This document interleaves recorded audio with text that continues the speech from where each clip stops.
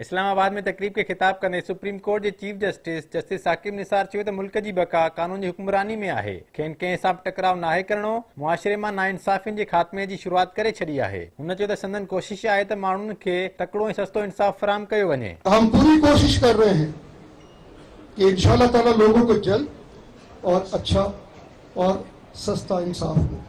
Chief justice चयो त कुझु शयुनि सां 100% इतफ़ाक़ कनि था। मुल्क में कानून जी हुक्मरानी हुजे, मुल्की बका कानून जी हुक्मरानी सां ॻंढियल आहे। संदसि चवणो त संदन मुआशरे में बदकिस्मती सां नाइंसाफ़ियूं रहियूं आहिनि। हुननि नाइंसाफ़ियुनि जे ख़ात्मे जी शुरूआत करे छॾी आहे। नतीजनि जी परवाह करण बिना मेरिट ते फ़ैसिला कया वञनि। चीफ जस्टिस साकिब निसार चयो त कानून जी अमलदारी ऐं मज़बूत अदालती निज़ाम ज़रूरी आहे। टकराव नाहे करणो उन माण्हुनि लाइ जंग विड़णी आहे जेके पंहिंजा हक़ हासिल करण जी सघ नथा रखनि। मुझे बड़ी खुशी होती है कि आप में बेइंतहा जज्बा है, फाइटिंग स्पिरिट है, लेकिन सर हमें जंग नहीं लड़नी, हमने किसी के साथ महाजराई नहीं करनी, हमें जंग अपने साथ लड़नी है।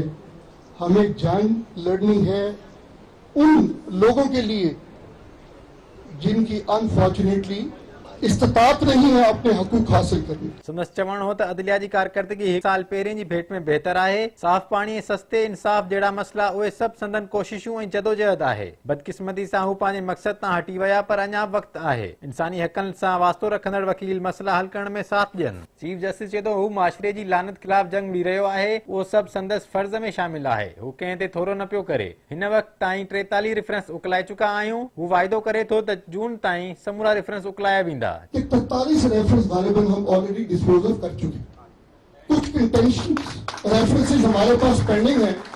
एक तो हमने कल परसों भी निपटाया है कि ये रेफरेंस था उनके खिलाफ कि जी इनकी जजमेंट पे तजाद है। तो अगर आप रॉन्ग जजमेंट्स पे कि तजाद है जजमेंट्स पे जजेस को निकालना शुरू कर देंगे तो इंडिपेंडेंस ऑफ जुडिशरी भी नहीं रहेगी, वो इतबार भी नहीं रहेगा, वो ग्रोथ भी नहीं रहेगी।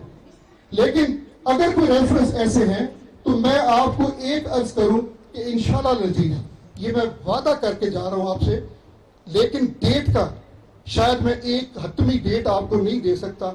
महीना में जरूर अर्ज करूंगा कि शायद ये मेरी क्वालिफिकेशन लिख लीजिए, लेकिन मेरी शायद भी बड़ी पक्की हुआ करती है। ये मुझे पता है कि शायद हम ये जून तक सारे रेफरेंसेस जो हैं वो निकाल। चीफ जस्टिस साकिब निसार चयो त जज लाइ 3 शयूं ज़हर क़ाबिल आहिनि: ख़ौफ़, शयूं मरण ऐं मफ़ाद। जॾहिं त जज मां उहे समूरियूं शयूं ॿाहिरि निकिरी वञनि त उहो इंसाफ़ फराहम करे थो। हू मुनाफ़िक़ न आहे, जेको सम्झ में ईंदो आहे कयो वेंदो आहे।